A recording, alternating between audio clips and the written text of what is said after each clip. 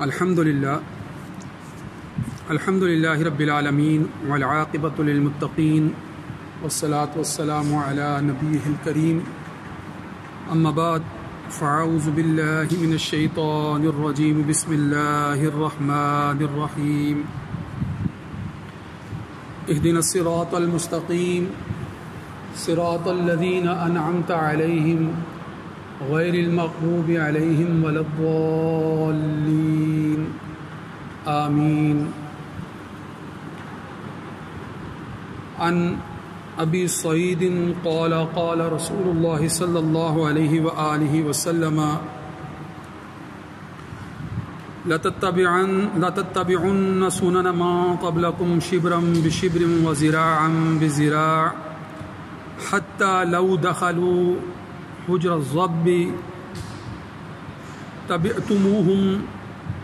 قیل یا رسول اللہ صلی اللہ علیہ وسلم الیہود والنصارى قال فمن رواہ البخاری ومسلم. وقال اللہ تبارک وتعالی ان اللہ وملائکتہ یصلون علی النبی یا ایہا الذین آمنوا صلوا علیہ وسلموا تسلیما. اللهم صل على سيدنا ومولانا محمد وعلى آل وأصحاب سيدنا ومولانا محمد وبارك وسلم عليه. محترم سامعین، اللہ رب العزت نے ہمیں رمضان المبارک کی شکل میں اپنا بابرکت مہینہ عطا فرمایا. اللہ کا لاکھ لاکھ شکر ہے کہ ہم نے اپنی استطاعت کے مطابق نماز، روزہ، حج، زکوٰۃ اور دیگر نفلی عبادتوں کا جو ہے وہ اہتمام کیا. اور یہ بھی بات آپ جانتے ہیں کہ رمضان المبارک وہ ماہ مبارک ہے کہ جس میں اللہ رب العزت نے اپنے پاک کلام کو نازل فرمایا، اپنے پیارے محبوب حضرت محمد مصطفیٰ احمد مجتبیٰ صلی اللہ علیہ وآلہ وسلم کے ذریعے سے ہم تک کتاب ہدایت کو پہنچایا، اور آپ کے ذریعے سے ہر ہدایت کا پہلو جو ہے وہ ہم تک پہنچایا. وہ ہدایت نہ صرف اس دور کے افراد کے لیے تھی بلکہ خاتم النبیین ہونے کی حیثیت سے آپ صلی اللہ علیہ وآلہ وسلم کی پہنچائی ہوئی ہدایت آنے والے ہر زمانے ہر دور کے لیے ہے. اور یہ بات بھی آپ جانتے ہیں کہ آج بھی اگر حقیقی ہدایت کا کوئی سرچشمہ ہے تو وہ آپ صلی اللہ علیہ وآلہ وسلم کی ذات بابرکات ہے. اور آپ خود جو ہیں وہ تمام بنی نوع انسانی کو، بالخصوص مسلمانوں کو، ایمان والوں کو یہ ہدایت فرما کر گئے ہیں کہ اگر جو ہے وہ تمہیں کسی بھی قسم کی الجھن ہو، کوئی بھی پریشانی ہو، کوئی بھی اختلاف ہو، کوئی بھی مسئلہ درپیش ہو، تو تمہارا رجوع کتاب و سنت کی طرف ہونا چاہیے. کتاب و سنت کے ذریعے سے ہی، آپ صلی اللہ علیہ وآلہ وسلم کی احادیث کے ذریعے سے ہی صحیح ہدایت اور صحیح رہنمائی جو ہے وہ ممکن اور میسر ہو سکتی ہے. اب میں جو بات آپ کے سامنے رکھنا چاہتا ہوں وہ اسی سے متعلق ہے کہ آپ صلی اللہ علیہ وآلہ وسلم سے مروی جتنی بھی روایات ہیں، جتنی بھی احادیث ہیں، محدثین نے ان کو مستند کتب کے اندر جو ہے وہ جمع فرمایا ہے. ہم ان کا مطالعہ کرتے ہیں، ان کے ذریعے سے رہنمائی حاصل کرتے ہیں. تو آپ صلی اللہ علیہ وآلہ وسلم نے جہاں عقائد سے متعلق رہنمائی فرمائی ہے، جہاں آپ صلی اللہ علیہ وآلہ وسلم نے عبادات سے متعلق رہنمائی فرمائی ہے، وہیں پر آپ نے معیشت، معاشرت، اخلاقیات، ان سارے پہلوؤں پر بھی جو ہے وہ امت کو مکمل رہنمائی عطا فرمائی. اور اسی طرح نہ صرف ان معاشی اور معیشت کے اور معاشرت کے پہلوؤں پر رہنمائی فرمائی ہے، آپ صلی اللہ علیہ وآلہ وسلم نے اس امت کو درپیش مسائل سے بھی آگاہ فرما دیا، اور آنے والے دور کے اندر جو مسائل ممکنہ طور پر پیش آ سکتے تھے ان سے بھی کسی قدر جو ہے وہ آگاہ فرما دیا۔ یہ آپ صلی اللہ علیہ وآلہ وسلم کی اعجاز کی ایک پہلو ہے، آپ کا اعجازی پہلو ہے کہ آپ نے آنے والے ادوار سے متعلق بھی امت کو جو جو مسائل درپیش ہو سکتے ہیں یا ہوں گے، یا جن جن فتنوں میں، آپ واضح الفاظ میں اگر کہیں کہ جن جن فتنوں میں امت مبتلا ہو سکتی ہے ان فتنوں سے بھی آگاہ فرما دیا۔ یعنی آپ نے امر بالمعروف و نہی عن المنکر کا فریضہ سر انجام دے دیا،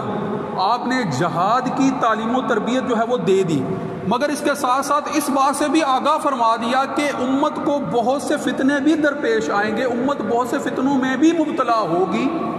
اور ان فتنوں کی وجہ سے تباہی اور ہلاکت جو ہے وہ بہت سے لوگ اس کا شکار ہو سکتے ہیں، لہٰذا ان کو جو ہے وہ ان تباہی اور بربادی کے پہلوؤں سے بچنے کے لیے بھی جو ہے وہ رہنمائی فرما۔ اب یہ جو فتنے تاریخ میں جن کا ذکر ملتا ہے اور جو اب بھی موجود ہیں اور جن کا جو ہے وہ تعلق جو ہے وہ مستقبل سے بھی ہے، یہ ایک بڑا تفصیلی باب ہے جس کے متعلق غور و فکر کر کے علماء نے، بزرگان دین نے، لکھنے والوں نے بہت کچھ لکھا ہے، مفسرین نے اس پر بہت سی وضاحتیں جو ہیں وہ رکھی ہیں۔ آپ جتنی بھی کتابیں اگر وہ حدیث کے موضوع پر لکھی گئی ہیں تو ان میں بہت سی کتابیں ایسی ہیں کہ جن میں مستقل باب جو ہے وہ کتاب الفتن کے نام سے جو ہے وہ باندھا گیا ہے، اور کتاب الفتن کے اندر ان احادیث کو بیان کیا جاتا ہے جن احادیث میں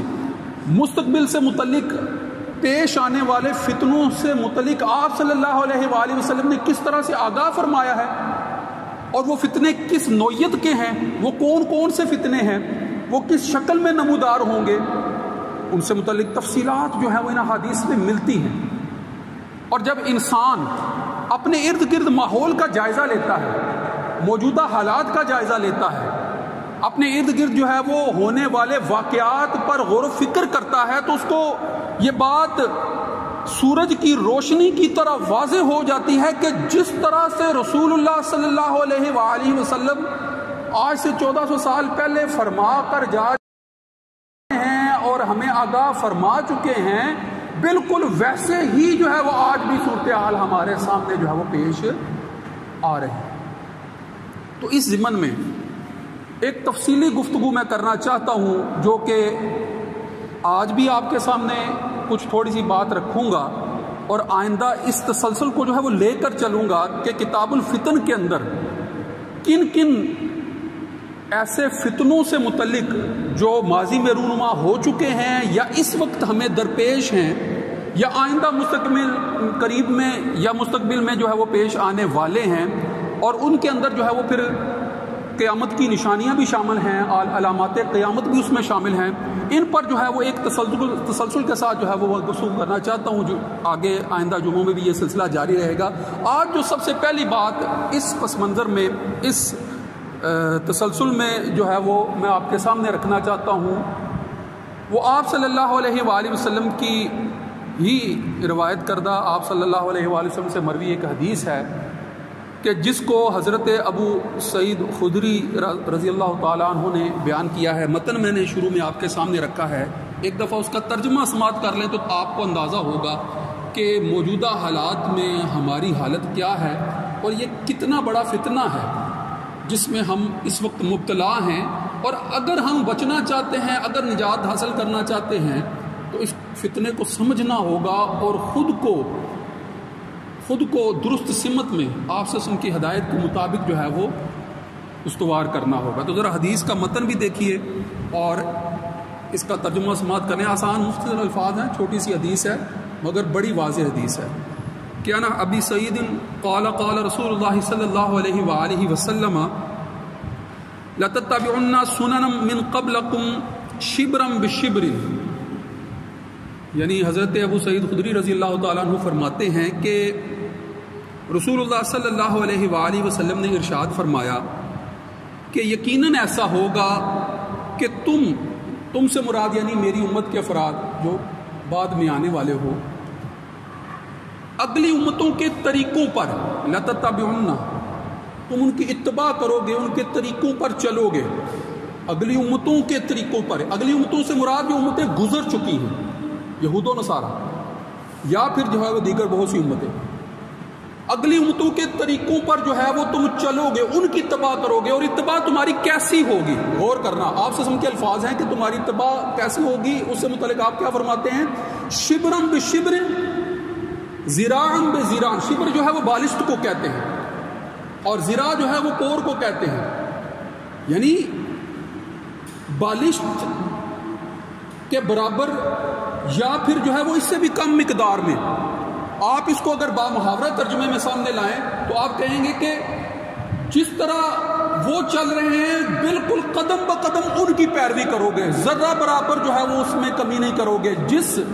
جس سمت میں وہ جا رہے ہوں گے، جس عمل کو وہ اختیار کر رہے ہوں گے، جس اقدامات کو جو ہے وہ فروغ دے رہے ہوں گے، جن چیزوں کو جو ہے وہ تمہارے لیے بطور ثبوت سامنے رکھ رہے ہوں گے، تم بغیر غور و فکر کے، بغیر توجہ کے، بغیر جو ہے وہ اس کی تحقیق کیے، بغیر جانچے پرکھے، شبرم بشبرن ذراعن بذراعن، یعنی قدم بقدم ایسی ان کی پیروی کرو گے کہ آپ صلی اللہ علیہ وآلہ وسلم فرماتے ہیں کہ اگر وہ، آگے الفاظ ہیں کہ حجر الذب، یعنی گو جو ہے وہ ایک جانور ہے، آپ جانتے ہیں یہ جنگلوں میں پھرتا ہوتا ہے، اس کی جو کھو ہوتی ہے، جو اس کا سوراخ ہوتا ہے جس میں وہ گھس جاتا ہے، گھس کے رہتا ہے، اگر وہ اس میں بھی گھس رہے ہوں گے تو تم ان کے پیچھے پیچھے اس گو کے سوراخ میں بھی گھس جاؤ گے۔ یعنی اس قدر فضول اور گھٹیا کام میں بھی تم ان کی پیروی کرنے سے جو ہے وہ باز نہیں آ رہے ہوگے۔ یہ ایک بڑا فتنہ ہے جس میں مبتلا ہوں گے۔ تو صحابہ نے آپ صلی اللہ علیہ وآلہ وسلم سے پوچھا کہ اگلی امتوں سے کیا مراد ہے؟ مراد کیا ان سے یہود و نصارہ ہیں؟ تو آپ صلی اللہ علیہ وآلہ وسلم سے جب یہ پوچھا گیا، قیل یا رسول اللہ الیہود والنصارہ، تو فرمایا قال فمن، تو اور کون؟ وہی تو ہیں اس سے مراد۔ اب ذرا اس پس منظر اس حدیث کو ذہن میں رکھیں اور اس بات کو بھی جو ہے وہ سامنے رکھیں کہ جب ہم ہر نماز کے اندر سورہ فاتحہ کی تلاوت کرتے ہیں، ہر نماز کے اندر سورہ فاتحہ کی تلاوت کرتے ہیں اور اللہ سے ہدایت کی دعا کرتے ہیں، اہدنا الصراط المستقیم، ہمیں سیدھا راستہ دکھا، اور پھر ہم جو ہے وہ خود وضاحت کر رہے ہوتے ہیں، اللہ تعالیٰ نے دعا کے الفاظ ہمیں سکھائے ہیں کہ صراط الذین انعمت علیہم، ان لوگوں کا راستہ جن پر تیرا انعام ہوا ہے، نہ کہ ان لوگوں کا راستہ غیر المغضوب علیہم، جن پر تیرا غضب نازل ہوا ہے، ولا الضالین، اور نہ ان کا راستہ کہ جو گمراہ ہوئے۔ اور حدیث کے الفاظ میں یہود و نصارہ، مغضوب اور ضالین سے یہود و نصارہ ہی مراد ہے، کوئی اور مراد نہیں ہے۔ یہ حدیث میں جو ہے وہ ہمیں یہی بتا رہی ہے کہ یہود و نصارہ ہی جو ہے، یہود و نصارہ ہی ہیں کہ جن کی پیروی میں تم مبتلا ہو جاؤ گے۔ تو اب غور کرنا چاہیے کہ اس وقت ہم اپنا کوئی سیٹ اپ نہیں بناتے ہیں، اپنی کوئی تحقیق قائم نہیں کرتے ہیں، اپنی ارد گرد کے حالات نہیں دیکھتے ہیں، اپنا جائزہ نہیں لیتے ہیں، اپنے موسمی حالات نہیں لیتے ہیں، ہمیں رپورٹیں تھما دی جاتی ہیں، ہمیں حکم بنا کر جو ہے وہ ہاتھ میں دے دیے جاتے ہیں کہ بھائی تم صفوں میں اتنا فاصلہ رکھو گے۔ ہم یہ نہیں جانتے کہ اس میں کوئی حقیقت ہے بھی یا نہیں ہے، مگر ہم منوان جو ہے ان کی پیروی میں لگے ہوئے ہیں۔ اب اگر ہم پر ہلاکت جو ہے وہ اس میں نہیں ہوں گے تو پھر ہمارا اور کیا ہوگا؟ اگر ہم اپنی سوچ، اپنا فہم، اپنی فراست، اپنے جغرافیائی حالات، اپنی جو ہے وہ ساری حیثیت کو جو ہے وہ نہیں جانیں گے تو پھر جو ہے وہ اگر نہیں جانیں گے تو پھر نتیجہ جو ہے وہ رسول اللہ صلی اللہ علیہ وآلہ وسلم کے صفوفہ کو، کے اپنے صفوں کو درست کر رہا، اس میں کوئی خلال نہ رکھنے کے احکامات ہوں، یہ کو معمول کریں گے اور اپنے سے کچھ اور توقع نہیں کی جاتی۔ اور پھر اس میں بھی ہم اپنی خواہش کے احکامات کو جو ہے اس پر عمل درآمد کرنا چاہ رہے ہیں، جو ہماری خواہش کے احکامات نہیں ہیں ہم اس پر عمل درآمد نہیں کرنا چاہ رہے۔ ہم ان احکامات کو جو ہے وہ لے کر چل رہے ہیں کہ جن احکامات کو جو ہے وہ بغیر کسی خالص تحقیق کے ہمارے جغرافیائی حالات کے مطابق جو ہے وہ سامنے رکھے بغیر صرف جو ہے وہ بعض اداروں کی نقالی اور پیروی اور بعض مقاصد کے تحت جو ہے ہمارے ہاتھوں میں تھمایا جا رہا ہوتا ہے اور اس کے علاوہ کچھ نہیں۔ اور اب تو جو ہے وہ حالات بہت حد تک واضح ہو چکے ہیں۔ میں پہلے یہ سمجھ رہا تھا کہ شاید یہ جو ہم نے صفوں میں خلاف پیدا کیا ہے یہ ہمارے علماء ہی کا فتویٰ ہے، بعد میں پتہ چلا کہ یہ فتویٰ نہیں ہے، یہ جانتا ہوں، ابھی بھی میں جانتا ہوں کہ بہت سی مساجد میں جو ہے وہ صفیں جو ہے وہ درست طریقے سے بنائی جا رہی ہیں، وہ لاہور کی ہوں، وہ اسلام آباد کی ہوں، وہ گجرات کی ہوں، اور اللہ کا شکر ہے ہمارے ہاں اعداد و شمار میں جو کچھ چاہے مرضی بتایا جا رہا ہو، مگر حالات ویسے خراب نہیں ہیں جیسے ہمارے سامنے جو ہے وہ شو کر کے ہمیں جو ہے وہ جہالت اور گمراہی میں مبتلا کیا جا رہا ہے۔ لہٰذا ہمیں سمجھنا ہوگا ہم بیماری کی شدت کے خلاف نہیں ہیں۔ آپ ماسک لگا کر آتے ہیں، آپ اپنے مسلح لے کر آتے ہیں، آپ جو ہے وہ صفحے جو ہے وہ اپنی مرضی کے مطابق جو ہے وہ متعین کر رہے ہیں، ہمیں اس سے اختلاف نہیں ہے، قطعاً اختلاف نہیں ہے۔ بیماری ہوگی، ہم اس کی احتیاطی تدابیروں کو بھی جو ہے وہ مانیں گے، مگر اس کا مطلب یہ نہیں ہے کہ ہم اپنے معاملات کو، اپنے شرعی معاملات کو، اپنے حقیقی معاملات کو جو ہے اسے پشت ڈال دیں گے، اور جو ہے وہ جیسے مغرب سے جو ہے وہ ہمارے سامنے جو ہے وہ اعداد و شمار جھوٹے سچے ان کے حالات کے مطابق ہو سکتا ہے سچے ہوں، ہمارے حالات کے مطابق وہ سچے نہیں ہیں، ہم ان کو بیماری تسلیم کر کے جو ہے وہ خام حال جو ہے وہ نقالی میں مبتلا ہو کر فتنے میں مبتلا نہیں ہوں گے، ہمیں اس پر سوچنا ہوگا۔ وآخر دعوانا سنت اللہ۔